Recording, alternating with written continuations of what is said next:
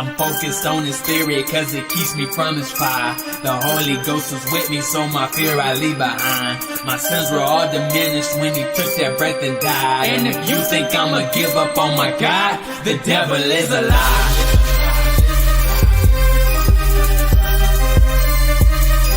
The devil is a lie.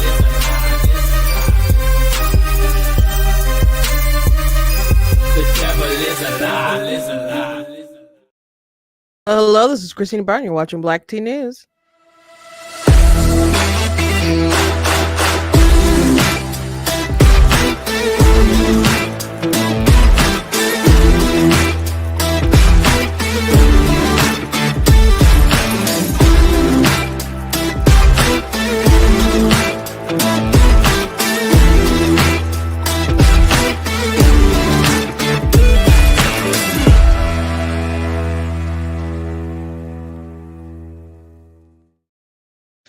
Hello. Welcome to Black Tea News. I'm your host, Christina Barr, and today we're going to be talking about this piece that CNN ran about extremism, and they covered some left-wing extremism in it, but they made it seem as though it is almost exclusively, like, overwhelmingly a right-wing problem. And I don't know how you come to that conclusion unless you just want to spread some propaganda. So I want to talk about that. Also, some news about Trump's tariffs. They're not so popular among independents, and I'm still seeing a lot of commentary from folks on the right that I don't feel is going to be very effective or beneficial to Trump in the end. And the Trump administration is trying to cut a bunch of deals to soften some blows, but they do seem like they're very preferential to certain companies that are lobbying and so on. So we'll be talking about that. Also, I want to cover some Hollywood casting decisions. There's been a lot of chatter about like HBO's Harry Potter series, and I didn't say anything about the casting of Severus Snape because I'm like, is this going to be for real? Like, so many people are talking about this. Are they going to go through with it? Yes, they're going through with it. So I'll be talking about that. Also a little bit about the Aslan Chronicles of Narnia. Now I'm not a Potterhead, and I actually haven't read Chronicles of Narnia and stuff, but I just think it's fascinating what Hollywood is doing, fascinating in a bad way, and I don't think it'll play out very well, yet they persist. So we'll see how that strategy pans out for him. It's a bold move, Cotton. Anyway, thank you to those of you watching. Thank you to those of you who will watch back later. I encourage you guys to go to blacktnews.com, check out different content on the website, articles, videos, etc. If you like what to do, please consider leaving a donation on the website because it does cost a stream. From my side, other guests, those you guys can support, I very much do appreciate it. Appreciate you guys. I'm also encourage you guys to check out different merch that's available on the store website, and you guys can also go to Amazon, check out some of the books that I've written. There's a link in the description. It'll take you to a page with some of my books where you guys can learn some more. So go ahead and check that out. I have books in paperback or ebook, or if you have Kindle Unlimited, is the fiction books, as long as you have the subscription, you can read through them. And my nonfiction books are not available on Kindle Unlimited though. So those you do actually have to purchase. And another announcement, I've been saying this for a while. I guess I'll keep saying it until the actual day. I'll be at Motor City Comic Con in May. I will have a booth at Artist Alley. So I hope to see you guys there. I will be selling my merchandise. Sometimes I have, I don't really remember my dreams very often. And sometimes I will have like reoccurring dreams, and they're like stress dreams. Like sometimes I would dream that I was still in high school and I was still trying to make the top 10 in my class. And then I could wake myself out of my sleep. Like when I was like really stressed in the dream, I'm like, Christina, it's you already graduated. You already graduated. You're number 9. Like this is a dream. This is a dream. And I can wake myself up. I used to have dreams like I was driving really, really, really fast, and it was like the car was like wouldn't like stop, and I was like avoiding hitting people. Like that was another like stress dream that I would have. And another stress dream that I guess I'm having is that I'll go to a convention and I just won't have enough books. Like, oh no, I forgot to order more Super Kid books and I don't have this book, and oh my gosh, I don't have any color. So that's kind of my stress dream right now. And I will make sure I have enough. I'll make sure I have enough. But that's my current stress dream. But someone said I can't drive it. You can't drive or operate any phones in your dreams. I don't think my sister Katrina has like really really detailed dreams, and some of them are like horrific. Like she's encountered Freddy and Jason a lot, and dreams about hanging off the edge of cliffs and other things like that.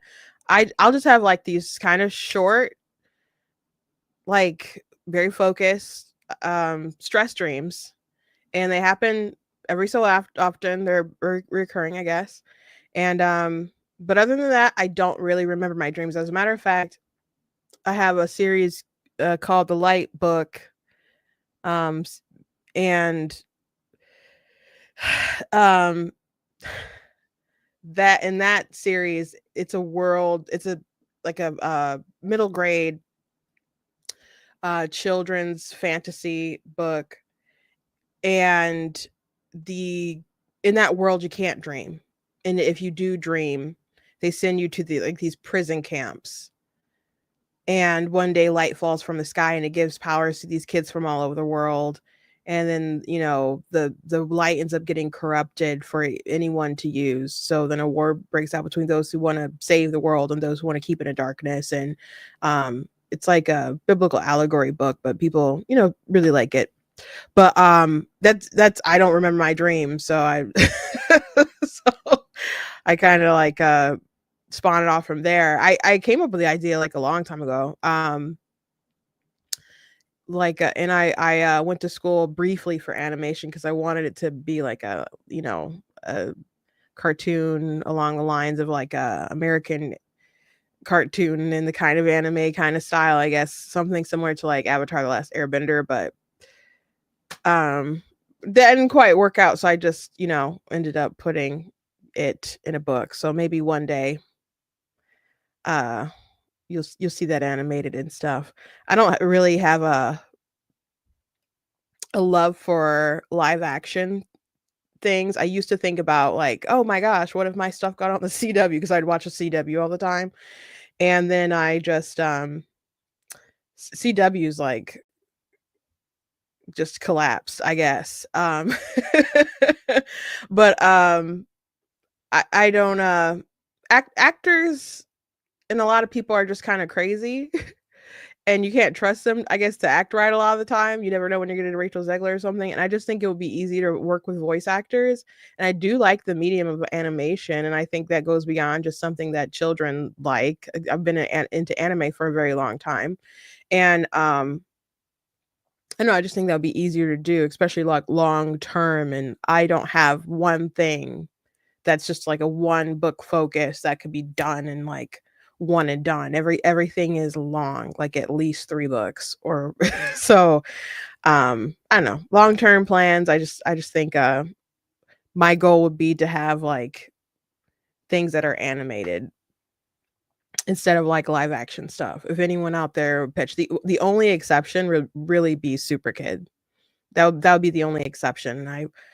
I always wanted like Henry Cavill to play Super Kid's dad, and that when I wrote that, that was kind of what I had in mind, like because he was a younger man back then. I was a younger author back then, and his dad is like a young dad trying to figure things out, and he's a lot of it the book morphs into like this relationship with Felix and his dad, and trying to understand each other, because at first he's like the scary kind of figure because he's his dad and he's a dentist, and then they form a bond, form a good relationship and stuff. But I just thought it'd be really cool. Superman with super kid stat. But anyway, I guess it's never too late, but he'd definitely be out of the age range that I originally had in mind for the book. But if Henry ever wanted to do it, I'd be like, of course.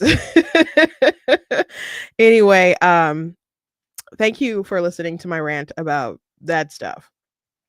Let me get to the actual politics. So yesterday I mentioned CNN and a story that they were airing about extremism and violence, and they had Taylor Lorenz on there talking about Luigi Mangione, who shot the healthcare CEO in cold blood, father, husband, and how people are uplifting him, obsessing over him. I think a lot of it has to do with the fact that people find him attractive. There are women who were into Ted Bundy, back in the day, writing to him and obsessing over him. He looked okay. Some people thought he was fine or whatever. And, you know, Luigi's not my cup of tea, but there's a lot of people out there who really, he's not bad looking, but he did murder somebody. So that kind of removes the shine, guys.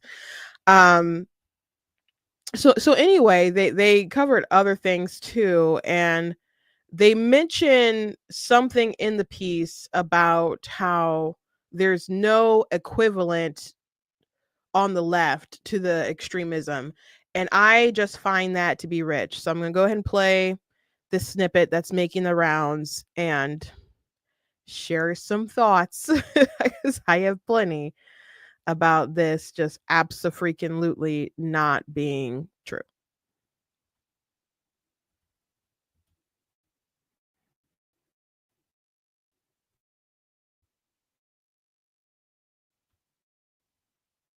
America was found and make America great again to where millions of indigenous people. By supporting their healthcare CEO, doesn't that make your side as culpable? I don't hear them condemning the Proud Boys who he said stand by, whatever they start. Once they start condemning them, then I will reassess. But until then, no, I'm not reassessing. Yeah. About a third of the building has been blown away. And while America's roots are soaked in bloodshed, violence in the country today is mostly from right-wing extremism.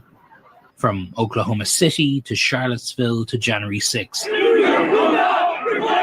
There is simply no equivalent on the left. America was found. Okay, so there's the you mentioned like three things and said there's no equivalent on the left when it comes to like violent extremism, and that is just absolutely garbage. Mind you, they're interviewing people who are glorifying violence. After October the 7th, you had students and institutions putting out statements saying, we're not gonna like say that's a good thing what they did, but it's like totally Israel's fault, and sort of making excuses for Hamas and the things that they were doing. And there were meetings in Dearborn and other places around the country and mass protests in support. They were cheering globalized intifada and from the river to the sea. Granted, there's people who didn't know what that meant, but there are people who did and still shared a pretty violent sentiment. But we don't have to look at that. We could go back to, I mean, how old are you guys? Like I'm older than 5 years. Okay, I'm clearly older than 5 years. I remember BLM, and there were people who went to go protest peacefully. I have relatives and people I know who walked and marched in the protest peacefully. Okay, but there were a lot of riots that summer. Not only were there riots, what about in the autonomous zones that were like taken over? Was that in Portland? And there were the Antifa and Antifa had already been an issue prior to that. There was an Antifa guy who just went up and murdered somebody. Like they're attacking folks. There are people throwing Molotov cocktails, and people died in the BLM riots. And then you had the whole like Rittenhouse riot that had happened. And I mean, he didn't commit the riot, but there were riots that were going on in that city, Kenosha, and he was there to try to protect a minority-owned business, and people ended up attacking him. They were trying to harm him. Someone attacked him with a skateboard. There was a crazy guy people were trying to take his gun and stuff, and he ended up shooting 3 people, killing 2. There was a black guy who he missed, and oh gosh, by the grace of God, he missed that one, because they lied about him killing black people. I can imagine what would have actually happened if he had killed a black person. But there was violence there. You could just think about Senator Rand Paul, and I've brought him up quite a bit. He's experienced quite a bit of political violence. He was mowing his lawn, and I think he had like headphones or whatever on, and some like crazy lib neighbor just came behind and attacked him, and he got seriously hurt from that. But he also survived the massacre. What could have been a massacre, I'm sorry, but it was an assassination attempt on Republicans at a congressional baseball game practice. He was one of the people there. I know different congressmen who were there, who were from Michigan, and I've heard them talk about that experience. By the grace of God, they were able to survive.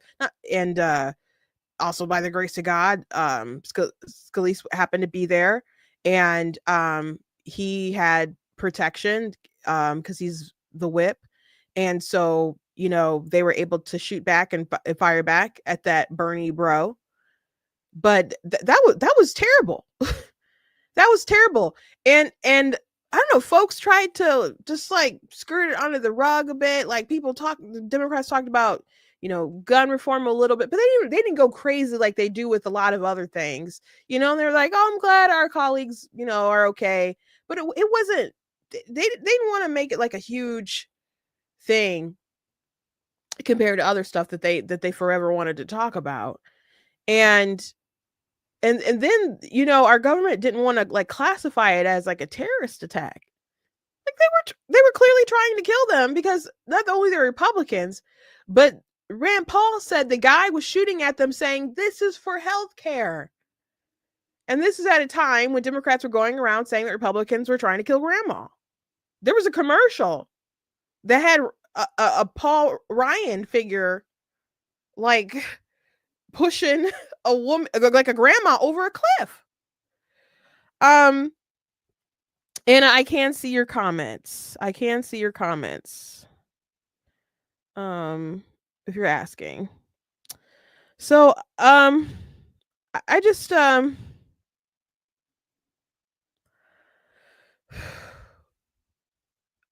can't well, I was gonna say I can't fathom why they would do this, but that's not true. It's just a lie. It's just not true to have a narrative like that. I know Trump the other day said that like CNN hates America or something, and they got so offended, and or hates the administration, or and they got offended. But they air stuff like that. They make stuff like that, and it doesn't make their site, their news organization credible. It doesn't make the profession of journalist very credible at all, especially to have that journalist laughing along with Taylor Lorenz when she's talking about how, oh, there are all these women who think Luigi's a good moral person. He murdered someone in cold blood, and you're just laughing along. And he made a little joke at his expense, like, oh, but they still won't swipe right on me. Like, none of this stuff is funny. He's a murderer.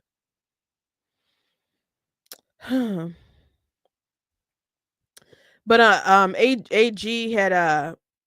AG Hamilton had said, this isn't just a bad opinion, it's an intentional falsehood, and I agree with that.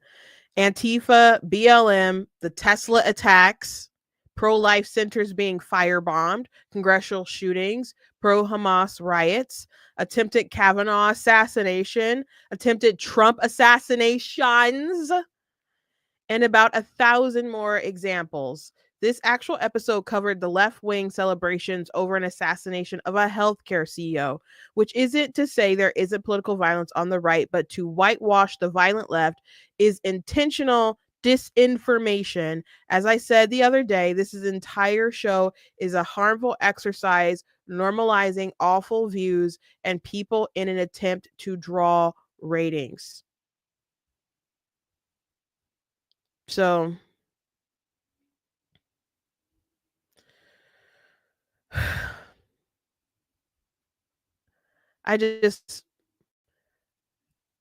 I'm sorry, I just can't get over 2020. Like seeing, I don't know how online everybody was, because I mean, the news and stuff covered some of these things, but some of these things you had to see from people on the ground, journalists post, unless you were there yourself, posting different things that were going on. And I always think about this video in Kenosha where there's this old man who was trying to put out I think some fires in his business or this place of business, and there was some looters there, and there were some black young adults, and so he was hitting them with a not hitting them, but like spraying a fire extinguisher at them. And so then someone came up behind him and like hit him in his jaw and knocked him out. And man was just like, he's like 80 years old. He's really old. And the woman who was like filming it just started screaming because he was out cold. And the black people around were just justifying it. And there was one girl who's like, he was laying females out with the air. And that's what she sounded like. I'm not being stereotypical. That's literally what she sounded like. And the woman who had filmed it, she's like, don't you understand what's going to happen to you all when this gets out here and people come? And I don't know what I don't know if she thought that Trump was going to send in the National Guard and put people down like it was a draft riots of 1863. I think that was, or was it 4? I think it was 3. I think it was 1863 when that happened. Like, you know, I don't know what she thought was going to happen as far as like someone bring order to the situation, but they were like, she's like, you don't understand how hard it is. These black men out here, and they're afraid and they're scared. I'm like, they're so scared that they're robbing Target. They're so scared that they're burning down different restaurants and places in the neighborhood. They're so scared that they're joining a mob of people at the cheesecake factory. Now, I didn't see any black people steal cheesecakes. I saw a white woman do that. And if anyone has that video, please send it to me. Please send it to me. They had like looted a cheesecake factory, and some white woman just had, you know, when you go in and there's like the sample tray of the different cheesecakes, she was like just holding it and running, stealing cheesecake. I can't get over that madness and how much people just want us to forget how crazy the world was. And if you complained about it, they would tell you that you care more about things than Black lives. If you condemn the violence, if you condemn the theft, those things are immoral. Immoral. They would tell you didn't care about Black people. It was insane. I can't get over it. I can't. And there was all this toxic ideology attached to it. They would, the people who started BLM would flat out tell you, we are trained Marxists.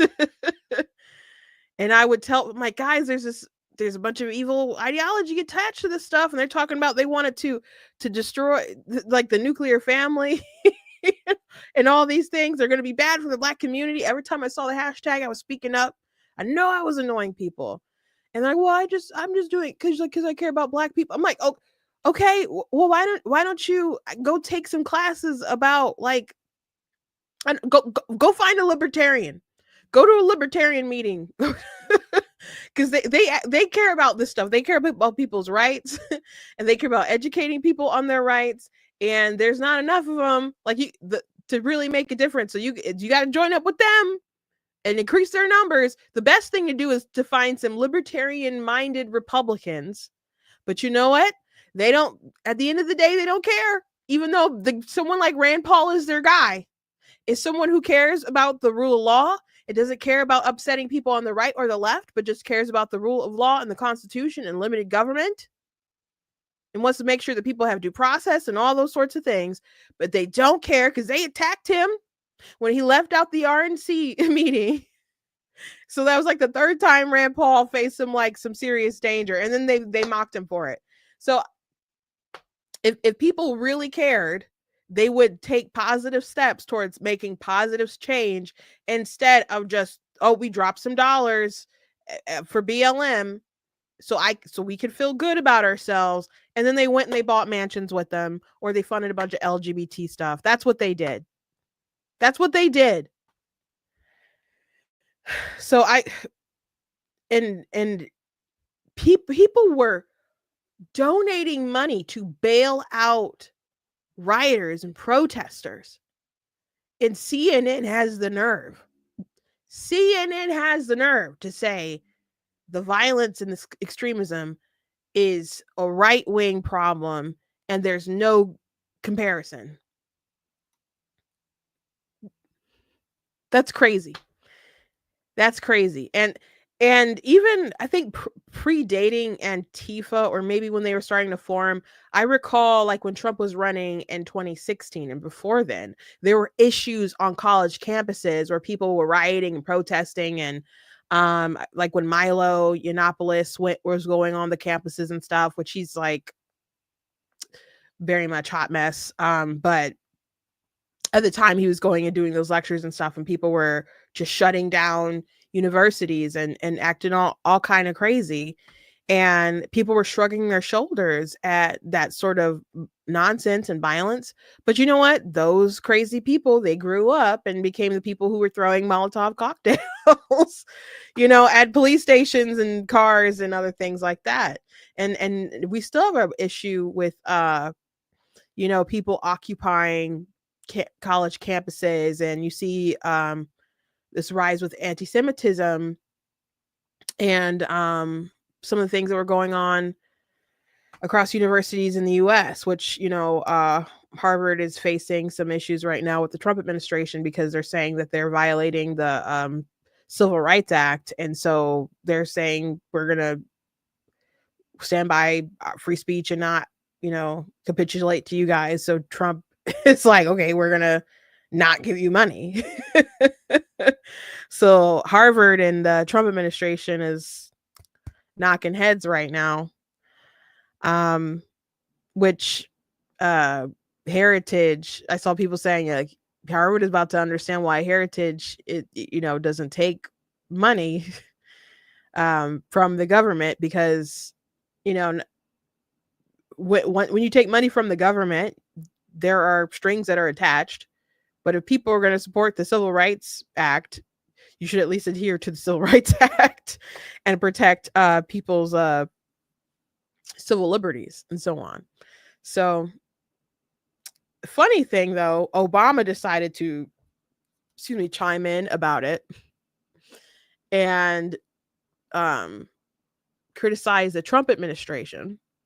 But the Obama administration, they were pulling or trying to pull money from schools for not allowing like transgender women in the girls' locker rooms.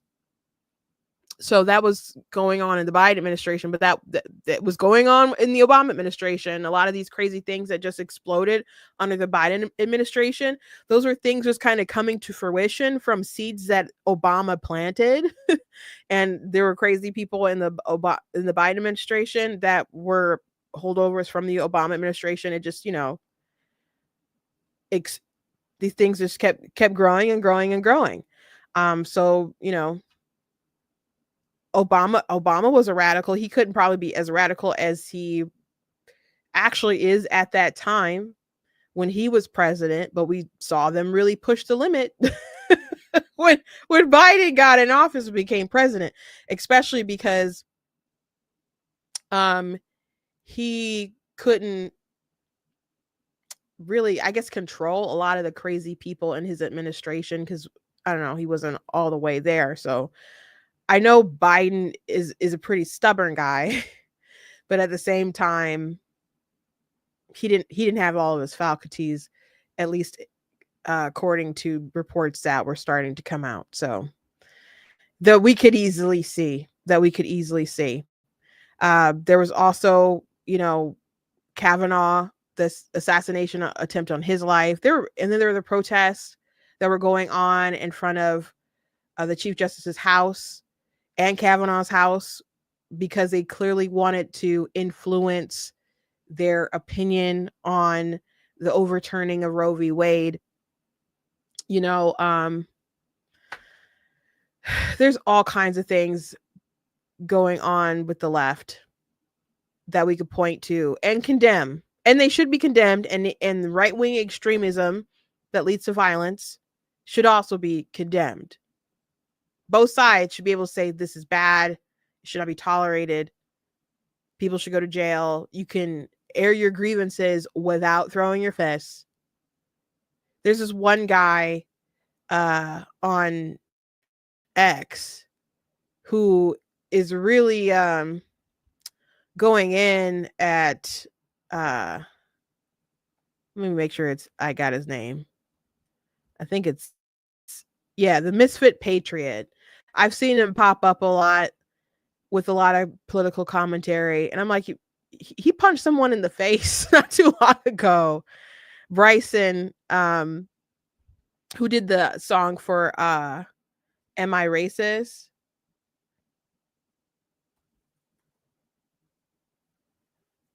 Maybe it's not Bryson. Can't think of his name. But the rapper for Am I Racist that was on, the Daily Wire movie, he, is very proud to be a Christian. He has some weird theology, so we're not going to be on the same page with like everything, but he was asked a question about homosexuality and is it a sin or something like that, and I guess Misfit Patriot thought he was standing up for his friend, and he punched him, and then they end up having like a fight on some gravel, and it was all very strange. We covered that at the time, but you can't just go and punch people because you have political disagreements. Like that girl who punched the Savannah from Live Action. You can't just go around punching people because you can't use your words well enough, or because you're just riled up emotionally. You have to learn to control that. That's part of being an adult.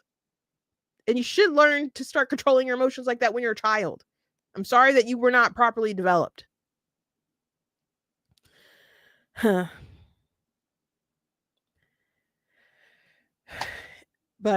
I don't know. Anyway, CNN,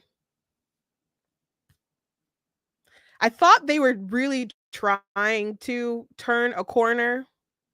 Like, I know they have all crazy people on all the time, and Scott from the Republican guy who's like on Abby's show a lot. He's always debating folks, and the fact that he's platformed and I guess can go back and forth with these folks a lot, is one thing. They got rid of some people, but they still kept others on. Like, it seemed like they were trying to become more serious journalists, but this is not it. This is not it. Anyway, let's move on.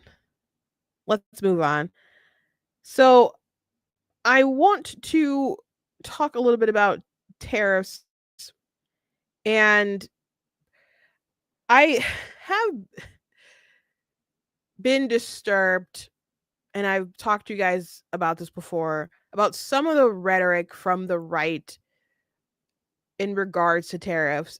And like when Trump first announced his reciprocal tariffs that weren't really reciprocal, and he just didn't like deficits, you had people like Benny Johnson make a big rant about, oh, who cares if you lose money? It builds character, blah, blah, blah, which is like contrary to other things he would say. Like if the stock market was booming, they'd be like, oh, Trump is so great. Ah. And if it was bad under Obama or Biden, rather, they're like, oh, this is so terrible for them. They don't say, that's not a big deal.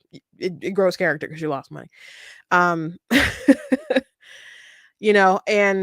when Trump reversed course, they're just like, oh, 5D chess, 64D chess, whatever. But they say a lot of things just to, I don't know, fluff up Trump. And even though it doesn't sound very principled. So I'm seeing videos of different business owners talking about the tariffs in China or wherever, mostly, I guess, China, and how it's going to put them under or really eat their profit margin and so on. And then people will respond like, oh, you expect us to be upset because you have less of a profit margin and you're still making money. You can just decide to do whatever else with it. And you should feel bad for even having, China manufacture things. Why do you think it's so cheap?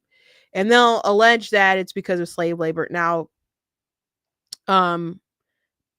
any company that's doing that, and depending on that, by all means, call them out and try to advocate for that to not happen. But on one hand, they'll make it seem like they deserve what they're getting because of what's going on with the workers. But then they'll be like, should have did it in America. It's like, okay, well, do you want these people to be treated better? Or do you just want them to not have jobs at all? Because I'm for them being treated better. I'm for more Americans having jobs. But there's just like some mixed signals there a bit. And then also complaining about people having profit margins.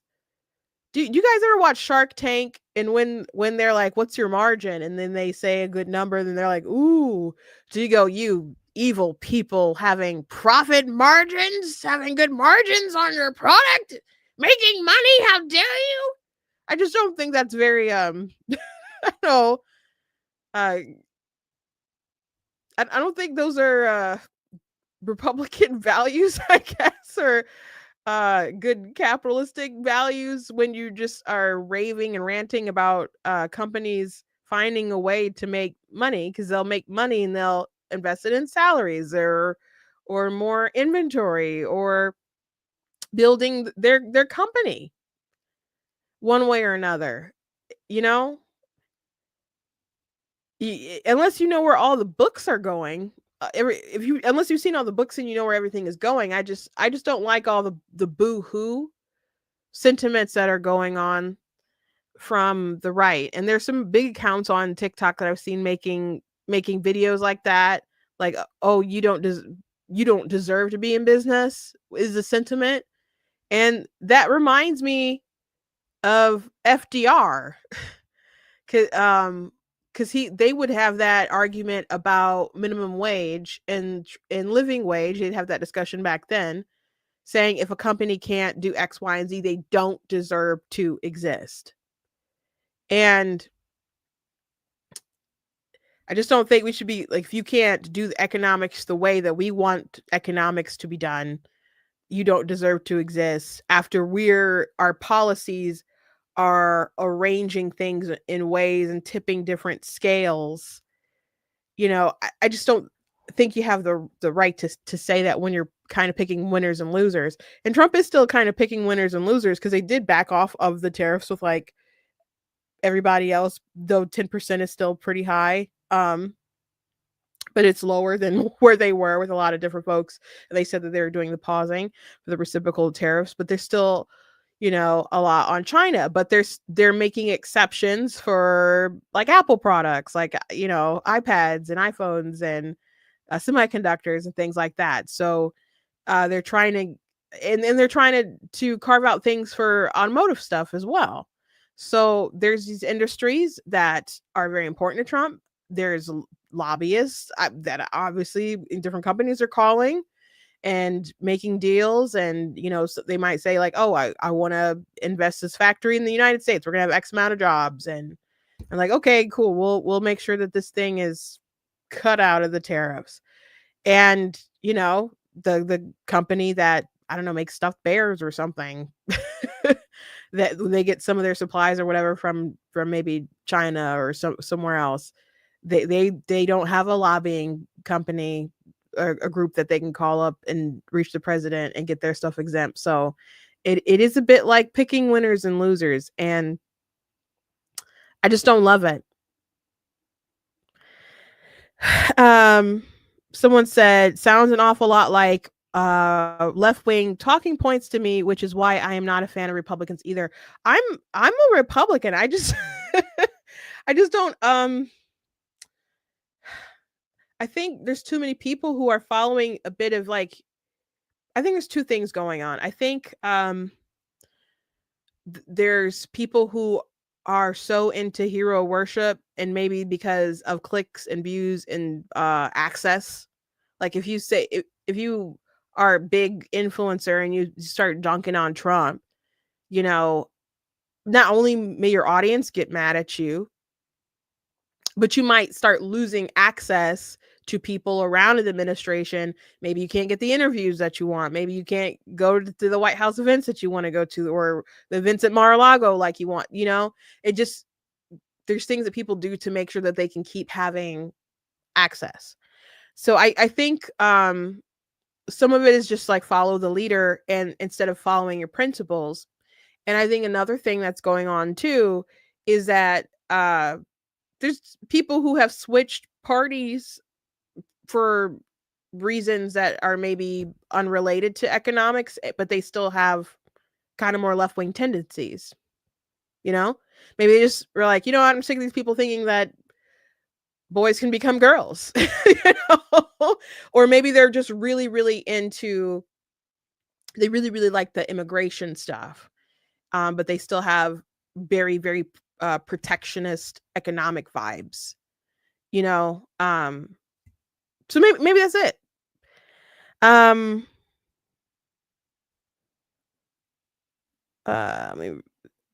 Yeah, that's exactly what that reminds me of. When I was in high school, I remember kids saying mom and pop shops in the area shouldn't exist because they can't afford to pay $15 an hour in 2012 when minimum wage was $7.40. Yeah, that there was a Democrat who said something like that. Ro Khanna,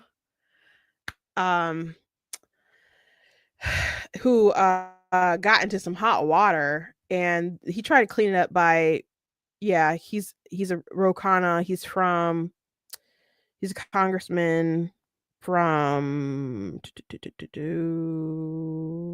California, I think. Yeah, he's from California. And he tries to appear like, I don't know, reasonable, whatever. So he did go on Ben Shapiro to show to kind of clean it up. But that's their worldview. And that was FDR's worldview. And there's a lot of union folks who were applauding some of Trump's tariffs until like there was announcements that companies would start closing down plants, and they started seeing how it might hurt them.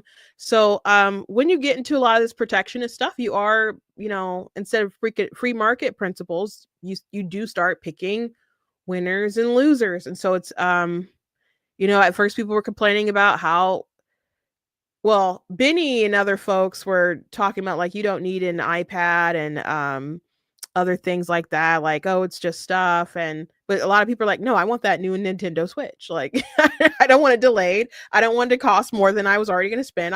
Those are things that I want. I should be able to get them. And and so there's certain electronics and stuff that are going to get a pass on some of these tariffs. And there's people who make clothes and other things like that are gonna maybe lose their business. And you could say, well, they should be doing it over here. And it still takes time to move stuff and to make arrangements. And Trump was asked about, maybe changing his mind about automotive stuff. And he said, like, it takes time to restructure things. So we want to just give him some time. So he wants to give the automotive people, and there's a lot of blue collar folks who love him in Michigan and other places, union people who love him. The union folks, the members, they were there for him. Like they liked Biden more than Kamala, but they certainly I think maybe Biden still pulled higher than Trump with the union folks, or maybe it's about the same, but they definitely like Trump more than Kamala. They still wouldn't endorse him, but the people still preferred him. And so he's going to want to, keep promises and stuff to them and carve outs for them, just like when he was doing tariffs in his first term, and it ended up hurting the farmers. And so we gave him like $27 billion in like subsidies. So I just don't think it's fair to be like laughing and pointing at these small business people. Maybe they get their little tchotchke things that they resell from China, but people have bought them, and they make jobs for the people who sell the stuff in America. That's how they provide for their family in America. A lot of the stuff you have in your house is made from China or somewhere over there. That's just how it is. Someone was talking about, well, just think about in the long run how much it'll cost you. And I'm like, $5, because I shop at Five Below sometimes. I shop at Five Below sometimes. There's a lot of people on TikTok who sell stuff that are, or they'll do commission stuff off of things that are coming from China or somewhere like in that region. We just have a global economy. But anyway, I wanted to show you guys, CNN was talking about the independents and how he's underwater with them on this issue. Yeah, well, let's focus in on independents here. And independents feel that Donald Trump has vacated the center of the electorate, catering to his base. What are we talking about? Well, let's talk about the overall net approval ratings. We're going to look at the worst ever at this point in a presidency. The old record among independents for the worst ever was Donald Trump back in 2016, a net approval rating of minus 16 points. Well, Donald Trump has broken his own record here. He now holds, in this particular term, the worst ever net approval rating at this point in a presidency among independents at, get this, minus 22 points. He is 22 points underwater with independents. That breaks the old record that belonged to Trump. He has set the new record. He is completely underwater with the center of the electorate, Kate Baldwin. And this is overall. This is on all the issues. Now, focus in specifically on the economy. Yeah, let's focus in on the economy, right? What is driving this overall approval rating for Donald Trump among independents to go underwater? Let's take a look at the economy, and let's take a look at Trump's net approval rating on it and look at the trend line over just the last few months. You go back to January, he was slightly above water with independents at plus 1 point. Look at this drop, Kate. Oh my, minus 29 points. That's a 30-point drop in under 3 months of time. What independents are hearing from Donald Trump, they hate. They hate what they're hearing from Donald Trump, and they are abandoning him in record numbers. At this point in his last presidency, he was about at even, at 0 points in terms of his net approval rating on the economy. And now he's at minus 29 points. You go back through the record books, I simply put, Kate Baldwin, can't find anything close to this. This is such a record that there is no historical analogy to be 29 points underwater on the most important issue of the day with independence. This right here, my dear friends, is political poison. If an election were held today and Donald Trump's net approval rating in the economy was minus 29 points with independents, I'm not quite sure how Republicans can hold on to the House of Representatives. Is it all tariffs that are driving? Yeah, okay. So let's take a look here at tariffs. This is definitely part of it. A clear plan for tariffs and trade among independents. Look at this. 57% say no. He doesn't even have a clear plan for what he should be doing with tariffs and trade. And when asked whether or not they like the idea of additional tariffs, guess what percentage of independents say no, that they oppose it? It is 2/3. It is 66% of independents who oppose new tariffs. They don't like anything that's coming out of Donald Trump's right now, absent maybe immigration. But when it comes to the economy, when it comes to overall, when it comes to tariff, it's a threesome for negativity among independents. They oppose, oppose, oppose. They simply do not like the words that are coming out of Donald Trump's mouth and the plans that he is putting forward to the American public. So showing that it's not just economic risk that he's taking with the just wait, it will get better on his tariff plan. It's a political risk as well, which is just wait, it'll get better. So. You know what? They can wait, what is it, about 18 months until the midterm elections? Yeah. But eventually the bill will come due. And we'll see at that time whether or not independents turn around on Donald Trump. It would have to take something historic for it to occur. So I see some comments like, oh, what, like not trusting CNN. And I started off trashing CNN.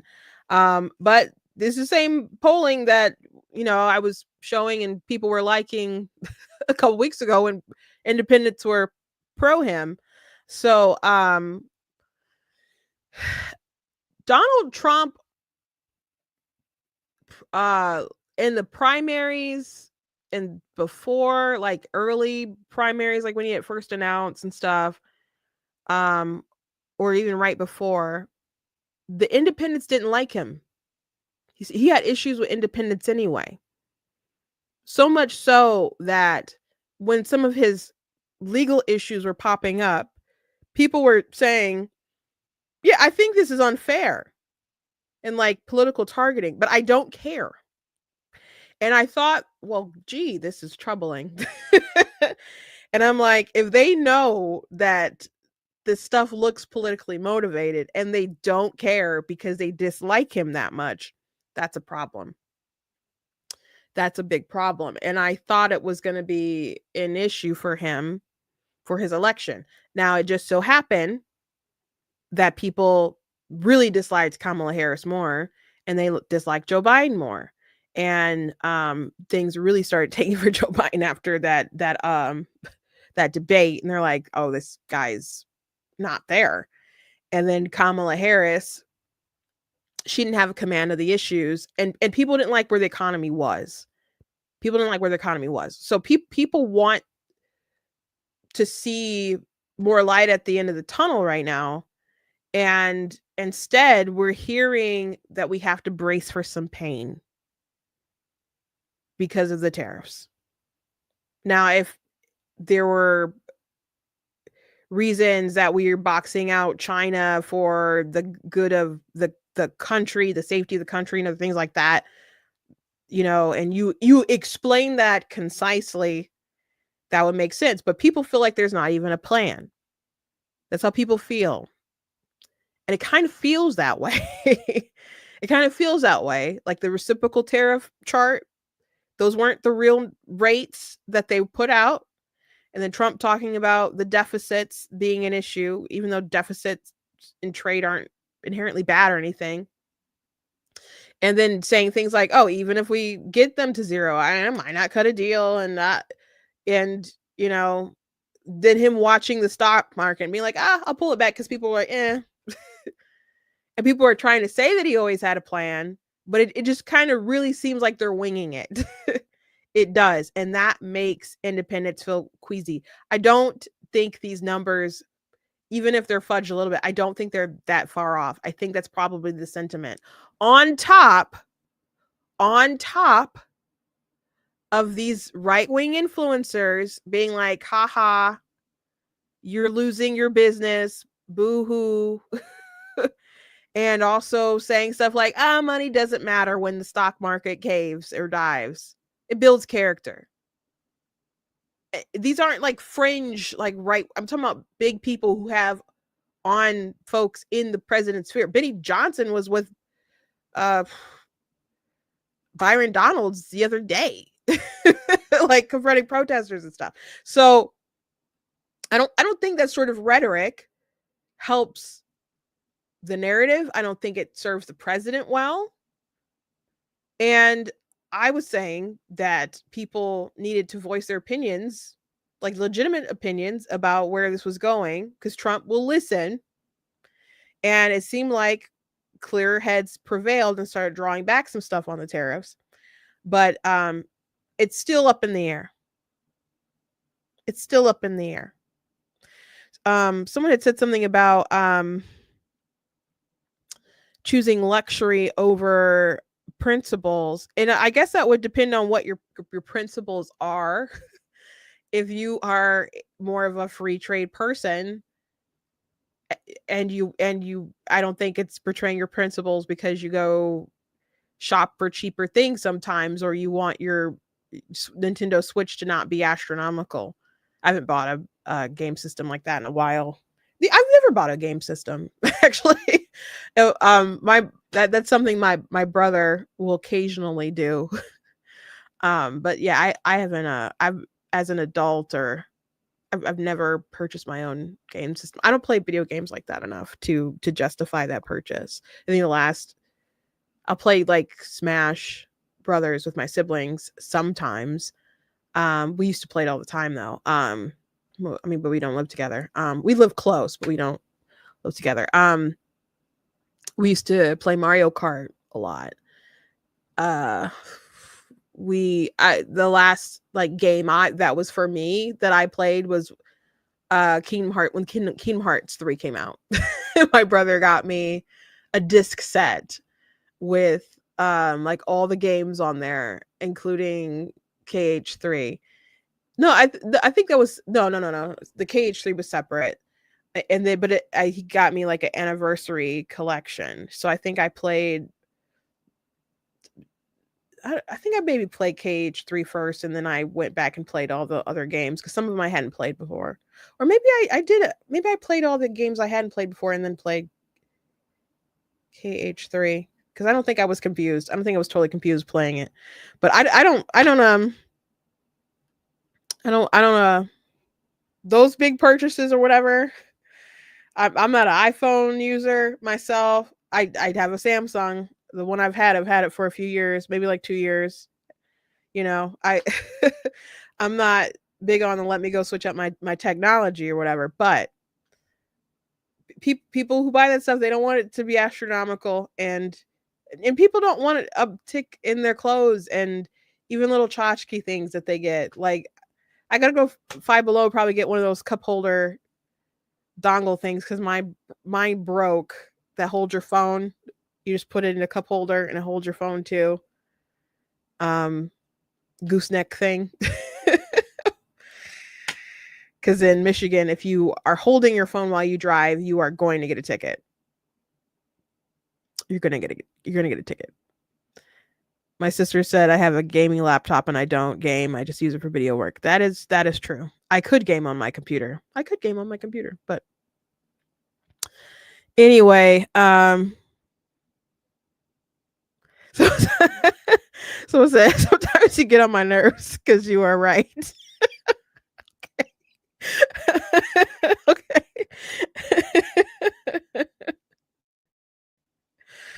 I want I think it's imperative that they get it together, because they are right. These commentators with CNN are correct that if there's an election held, it's not going to go well. Even though the Democrats are crazy and they're chasing loser issues, loser positions, like really trying to convince you that getting real ID is keeping women from voting or whatever. The Republicans are trying to keep women from voting because they need real ID. And so if they get married, they have to prove that they changed their name to get the real ID. Just really stupid stuff. they still want to push the trans issues. They're really sympathetic to people who are here on visas but don't have the right to be here. They're here with permission from the government, and supporting terrorism may get you booted out. And they're like, how dare you do that? It's like, we kind of support terrorism. Like, these are things that they're very loud about, but I don't think that's going to win them any elections. Maybe they're incapable of winning elections themselves, but it is very capable for Trump to lose them. Or Republicans to lose them, rather. They can surrender their victories, and it's a slim margin of victory that we have. And if the economy, isn't where it needs to be, and people feel like you don't have a plan, it's not going to go well for us. I don't want to see, I don't want to send you a Democrat senator from Michigan. I don't want I don't want another Democrat governor for 4 years. I don't. And John James running. I don't know if he can win a general election or not. But he's a congressman right now. We have a slim margin of victory in the House, and that's another seat that will have to run with a new person to defend and claim. So I heard that there's some folks in DC who aren't too happy about him running for governor because we're exposed and need another seat there instead of him going and defending it.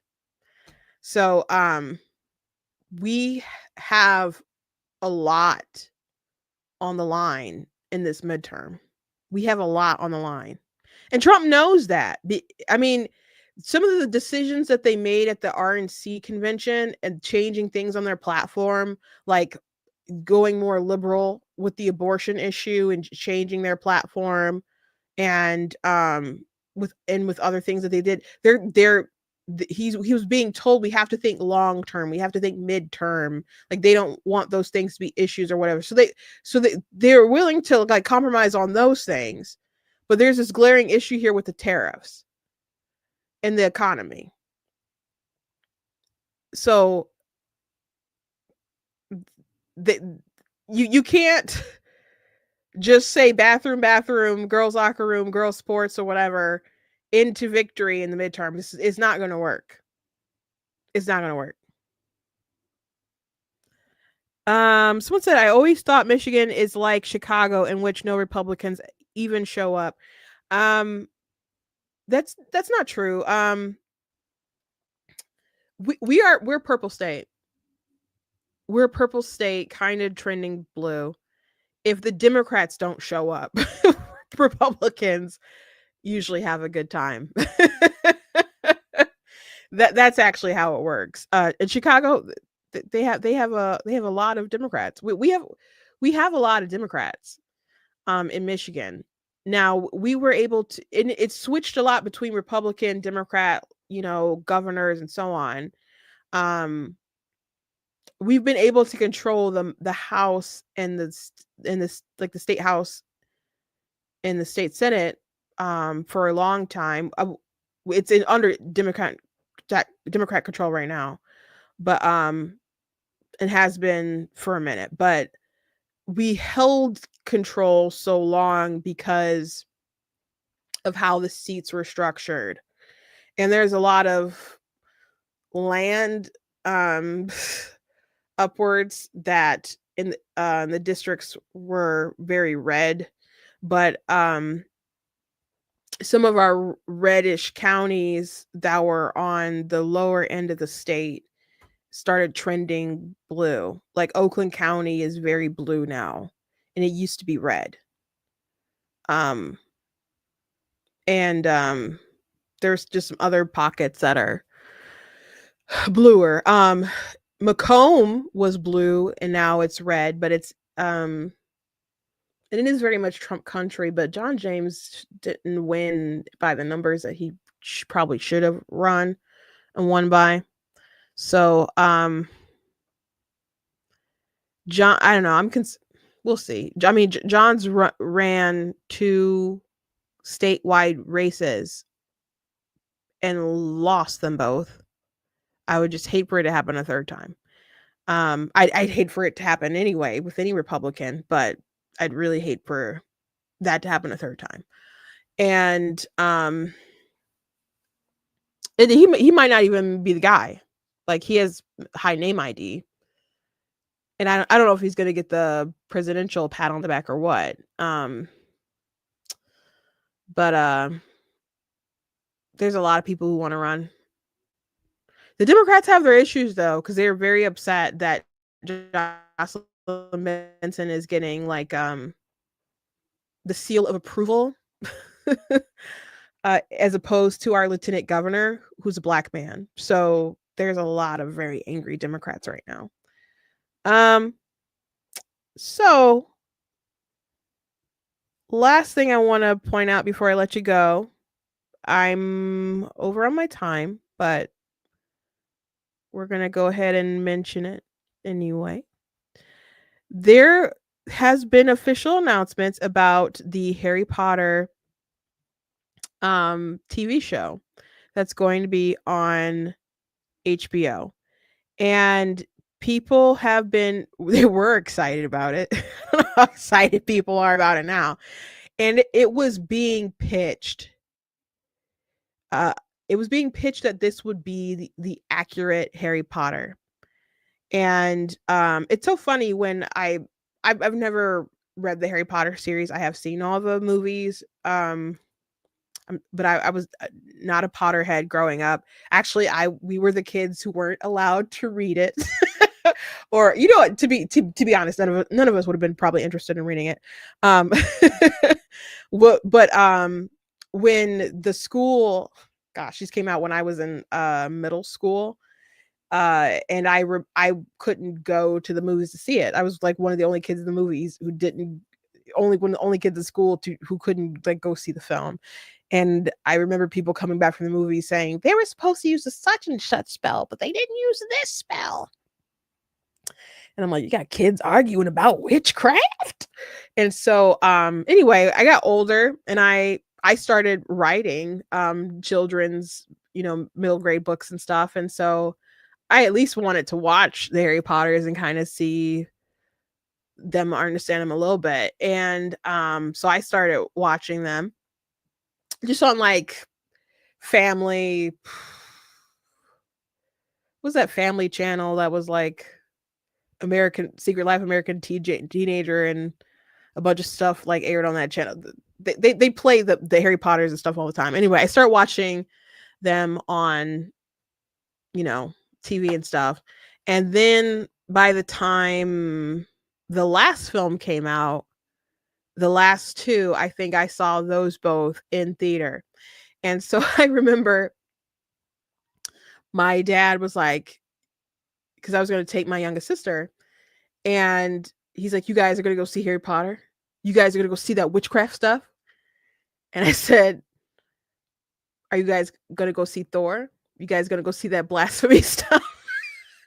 And then he was like, and then he just, because he's in his chair, and then he just kind of swiveled away because he didn't have a good retort, because they're watching stuff with magic and gods and all this other stuff. And now if he had said, I don't want you to take Tina, because I was an adult at the time. If he didn't want me to take Tina, I would have left her at home to go see it by myself. But he relented.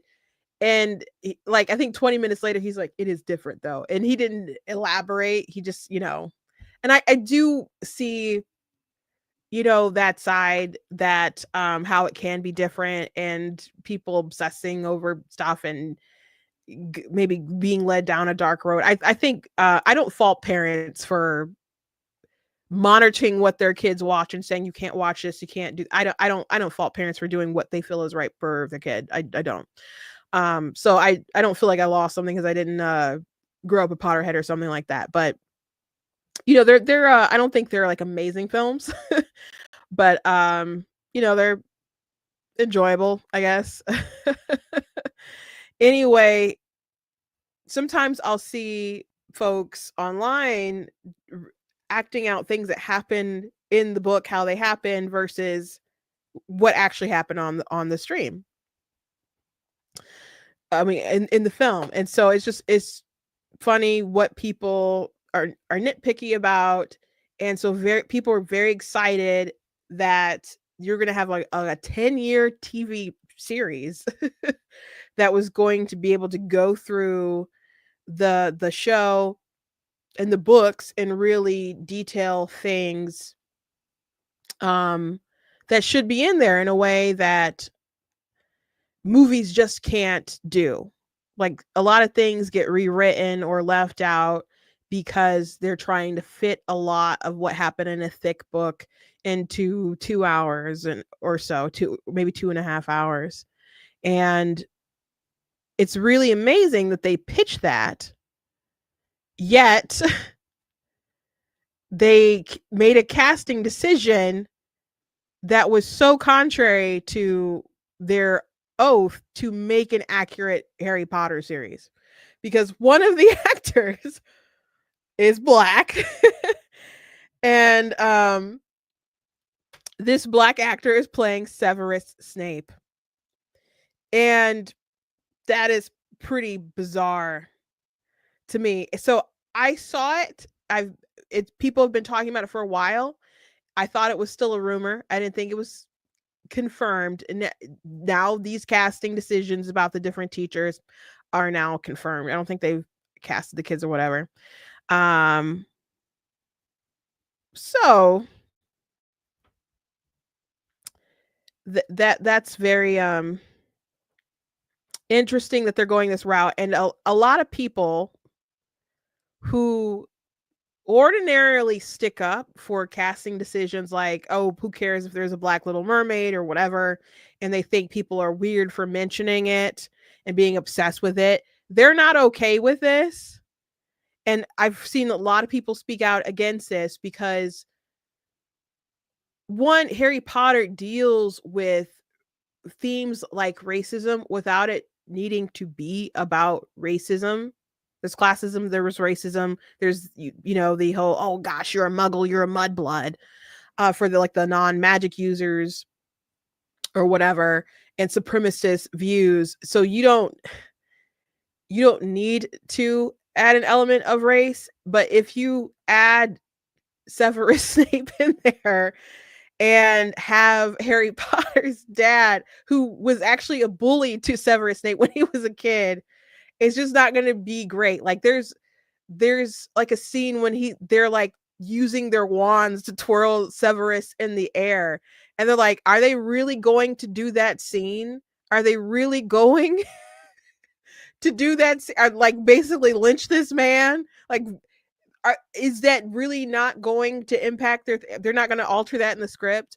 And then even if they don't alter that in the script, it's still going to affect people's brain chemistry, because of there's going to be so many people watching from all over, but from the US with the history of racism and other things that people are going to just integrate into the story.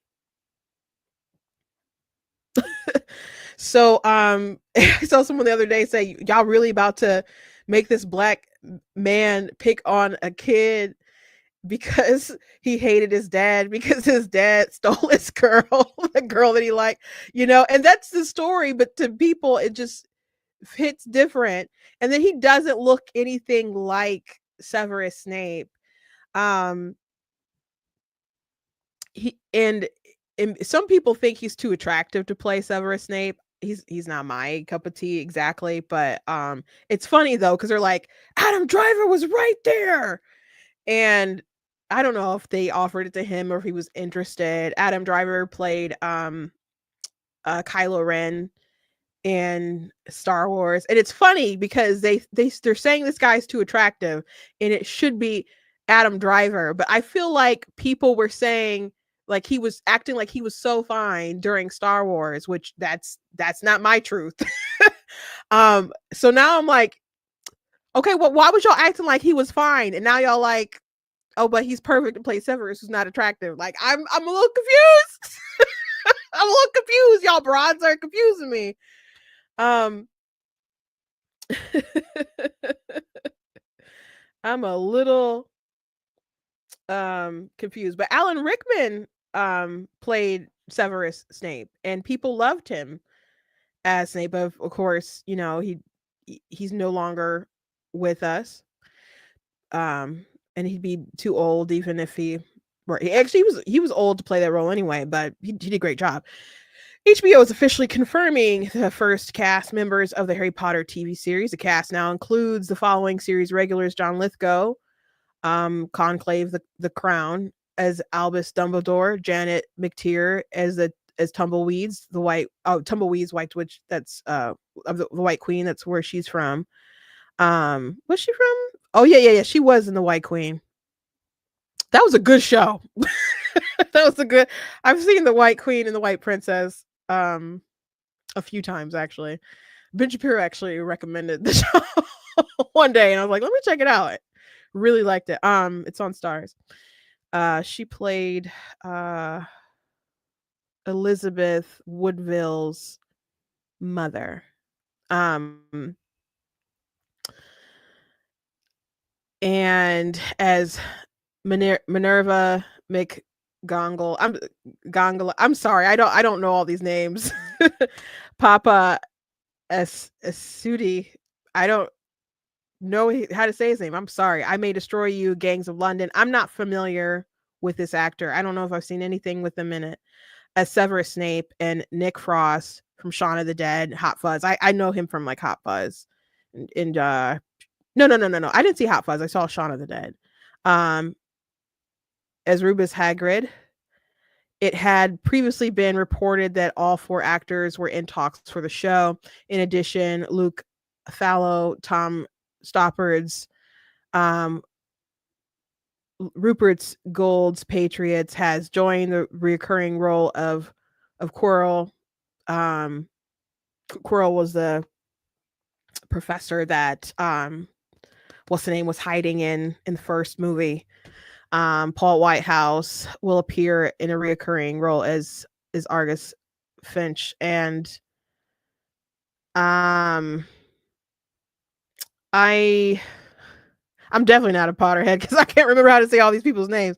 But Snape is a big deal, and there's a lot of folks who try to weed out of that conversation, and they're like, "This is different. This is really different than Little Mermaid and other stuff," and how people are going to inject race into it and read it into the text, and it's so unnecessary. And he frankly is so off the mark from this long-haired, pale, pasty looking dude. It's so off the mark, and I don't understand it other than controversy. But I when you claim that you're going to make an accurate account of the book, you don't do things like this. And you can say, well, he's a fine actor and he's going to do a good job. It doesn't matter. Like they're not, how the character looks is a part of whether they are right for the role, especially if you're doing an adaptation. Sorry. One for a second. It's different if you're making something for the first time, like Saved by the oh, my internet's acting crazy.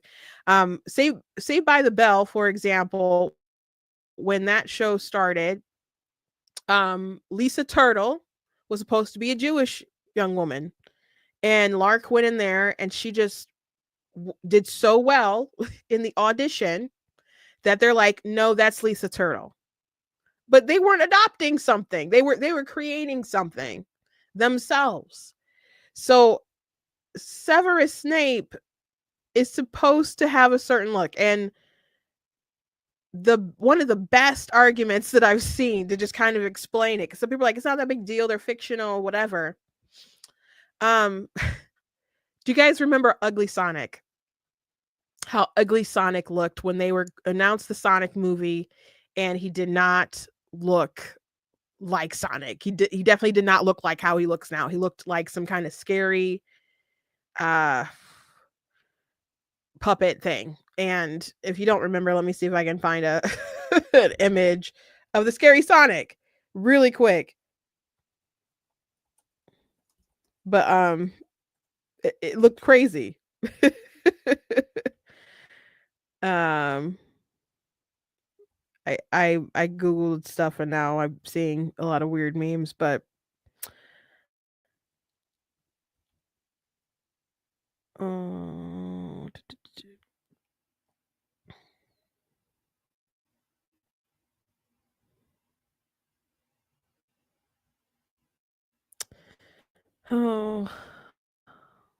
sorry. Just trying to look at this one image.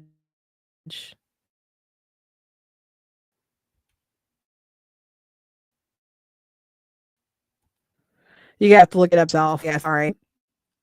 But before like teeth, I think, and his eye smaller, and I don't know. I was DM me. Did you DM me on Facebook or did you DM me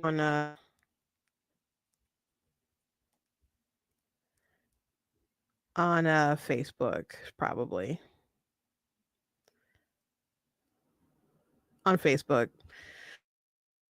So it created such outrage that the fans spoke up, and there was such backlash that they ended up changing the design into the Sonic that people are familiar with and that people love. And someone held it up with the TV show that they watch. It was the last, and they don't care for the acting. Just don't feel that she looks like the character from that show. But they made the point that if they had gone with Ugly Sonic and everything else was still the same, performance was the same, actors were still the same, doing the same performances, the voiceover are still the same, the plot's still the same, the action's still the same. If everything was the same, it's like it would have bombed. It would have not done well because people didn't like the design. It's not what they're accustomed to. It's not what it should be. And it would have changed the whole trajectory of the film. It would have bombed. It would have bombed, and we wouldn't have had 3 movies, and they're going to make more of them. Even if everything else was the same. And people could say, no, the plot was amazing. Dr. Robotnik was amazing. It still wouldn't be the same. So that's the difference between what they had before and what it ended up being. One of these things looked like Sonic. The other thing is a hell spawn. Everything else could have been the same from the film, and it would have tanked. Now, why is that? People care about what their characters look like, what they've envisioned them as, what they've invested them to be. And you can't just shrug your shoulders and say, well, this person's going to do a good job. It's Hollywood. There's a lot of people who are going to do a good job in the role. People audition against each other all the time. There are close calls all the time in the audition rooms. You can't convince me that this was the best person for the job to play Severus Snape. That's never going to be true. It's never going to be true, especially with so many people like Adam Driver was perfect.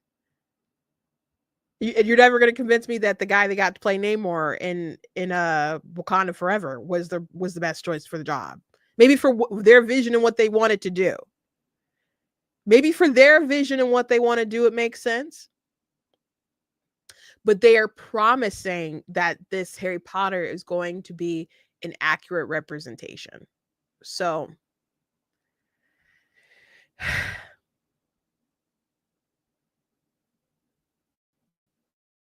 I don't. I'm sure a lot of people still watch it. I mean, they're investing a lot of money and time into it. People are like, "How J.K. Rowling let this happen?" I don't know how much say she has in it. You know, she gets her royalty checks one way or another. But HBO is describing it as a faithful adaptation, and that's insane. It's insane. Anyway, there's also a big hoopla about Chronicles of Narnia, but I'll have to table that. But I don't know why they could have just casted who they casted to be that lion the last time. Because even if they weren't switching the genders of Aslan, you still have a giant downgrade in voice quality. And you know, Meryl Streep is a goat as far as very talented actress, but she's still not going to have anywhere the someone said lesbian Aslan, the right kind of presence to pull that off, especially if people have the prior performance in their mind, you know. So maybe it's like maybe this is all a humiliation ritual or something. I don't know. Maybe so. Maybe so. People so hung up on modernizing things. Like there was a conversation with the cast of The Breakfast Club, and they were I think Molly Ringwald talked about how their movie was so white or whatever, and it's just and it didn't represent different groups. I think about gender and other things like that. So it's not reflective today. And so what? Like people do things that are inspired type of different groups from outside of cliques in all kinds of things.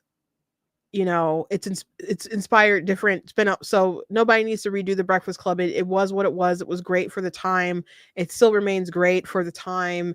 And there's a lot of schools that don't have a lot of black kids in there or whatever, where you might just find 5 or 6 white kids from different cliques, and nobody's gay and nobody's black. I went to a white school. I was a handful of black kids there. I was a lone little chocolate drop, okay?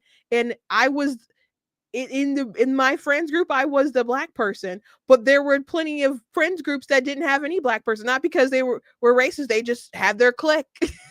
Or maybe they were racist, I don't know. And my sister said, so she wanted to see black kids in detention. Yeah, maybe black kids didn't go to detention, Molly. Maybe they weren't in detention. That's a good point. Like, why you want to see them locked up, Molly? Anyway, thank you guys for joining me today. Please go to blacktnews.com, check out different content, website, articles, videos, etc. If you like what I do, please consider leaving a donation on the site, because it does cost to stream and on the site, all that good stuff, so you guys can support. I appreciate it.